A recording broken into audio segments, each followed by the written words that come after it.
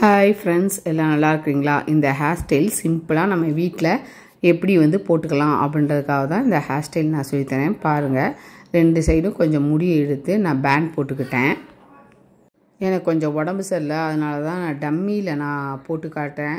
கொஞ்சம் நாள் ஆகுது வீடியோ போட்டு, அதனால தான் பாருங்கள் உள்ளே விட்டு முடியை நான் வெளியே இப்போ இழுக்கிறேன். வெளியே இழுத்ததுக்கப்புறம் நல்லா எல்லா முடியையும் நம்ம சீவிக்கணும்.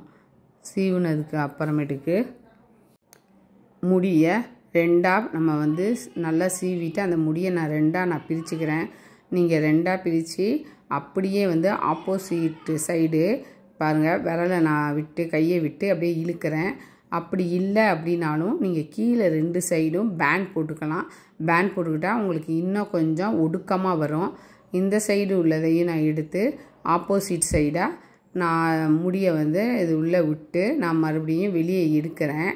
வெளியே எடுத்தால் அழகாக உங்களுக்கு வரும்.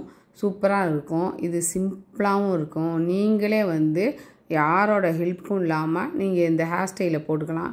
ரொம்ப ஸ்டைலாக இருக்கும். அங்கே பாருங்கள், நம்ம ஃபஸ்ட்டு போட்டதில் உள்ள கேப்பில் விட்டு நான் விரலை விட்டு நான் இப்போ இழுக்கிறேன். பாருங்கள், இழுத்தோன்னே இது சின்ன முடியாக இருந்தால் இந்த ஒன்றோடையே நீங்கள் விட்டுடலாம். எனக்கு கொஞ்சம் நீளமாக இருக்குது, இந்த ஹேரு நீளமாக இருக்கும். நீங்கள் மறுபடியும் ஆப்போசிட் சைடு போட்டு எக்ஸ்ட்ரா உள்ள முடியை நல்லா திருவி நான் யூ பின்லேயோ இல்லை சேஃப்டி பின்லேயோ எடுத்து நம்ம நல்லா பின் பண்ணி நம்ம ஏர் பின்லேயே குத்திடலாம். அழகாக இருக்கும் இந்த ஹேர் ஸ்டைல்.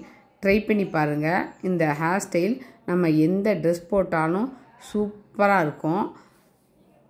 நான் சொன்ன மாதிரி போட்டு பாருங்கள். போட்டு பார்த்துட்டு எப்படி இருந்துச்சு, ஈஸியாக இருந்துச்சா என்னன்னு கமெண்ட் சொல்லுங்கள். ரொம்ப நன்றி. இவ்வளோ நேரம் என் வீடியோவை பார்த்ததுக்கு. நான் உங்களுக்காக தான், ரொம்ப உடம்பு முடியாமையும் உங்களுக்காக இந்த வீடியோ நான் செஞ்சு போட்டிருக்கேன். எனக்கு கொஞ்சம் சப்போர்ட் பண்ணுங்கள். நன்றி, வணக்கம். பாருங்கள் எவ்வளோ அழகாக இருக்குன்னு. இதே மாதிரி நீங்களும் ட்ரை பண்ணி பாருங்கள். ட்ரை பண்ணி பார்த்துட்டு சொல்லுங்கள்.